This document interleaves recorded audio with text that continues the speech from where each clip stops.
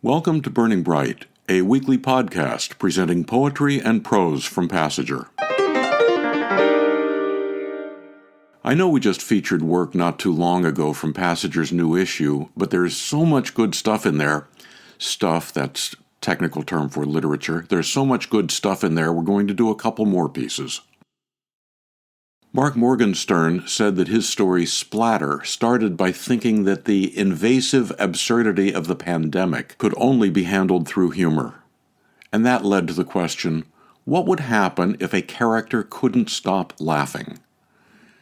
In this excerpt, a company manager has been told by his boss to find a job for his niece.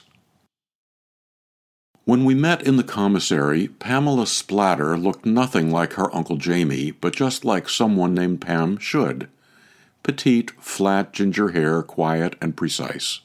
Not exactly Miss Congeniality. Like all of her classmates, she wanted to follow her passion while becoming her best self. "And what is your passion?" I asked, expecting the usual Gen Z pursuit of creative bliss.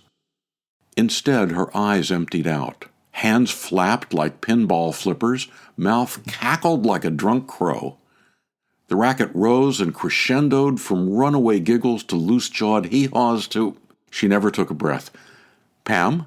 Pamela, young lady?" She honked like a semi. Head swiveled, lunch conversation froze around us. I led her out to the courtyard past loud fruit trees and deposited her onto the furthest bench.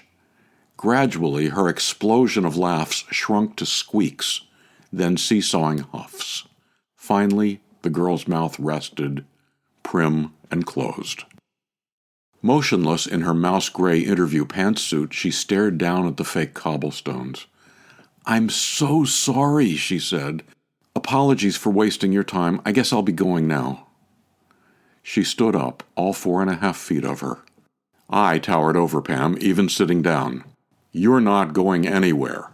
"What was that?" "A condition," she explained, "a neurological disease that launched her into uncontrollable laughter without warning or provocation. Not Tourette's, but like it. Even has a name, pseudobulbar affect. Happens mainly when under stress. Nothing seems to help, not meds or meditation. She remembered always having it and hating it. "Let me just go, okay?" she pleaded afterwards. "I know my uncle asked you to help. You tried, okay?" "There's a rule around here," I said. "You can't leave the interview until I say it's over." "They all thought I'd grow out of it," Pam said, "but I never did." For a long time she'd wished for a refuge from her affliction. Really wished, with actual prayers in her college dorm room. Psycho-single, they called it behind her back. After graduation, say in a mall or a movie line, her audiences were at first aghast, confused, leaning away, until they found themselves laughing too. They couldn't help their nervous snickers, sounding half hyena and half chimpanzee to Pam. "I'm not contagious," she said. Excerpts from Mark Morgenstern's story Splatter. Anne Sheldon said, "After hearing the Beatles song When I'm 64 for the umpteenth time, I thought, I'm already 64. I wonder what's next." Here's her poem, When I'm 93.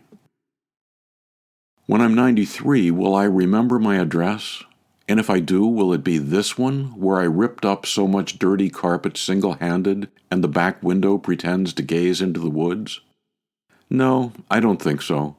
And not my very first one either, the one I left when I was 7.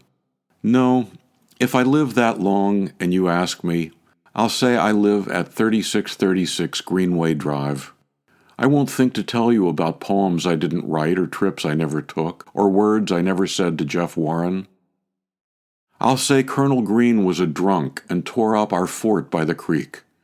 I'll tell you how my silver barn cat supplied all the first kittens on our block. And I might be able to tell you about the times my mother stopped talking to us.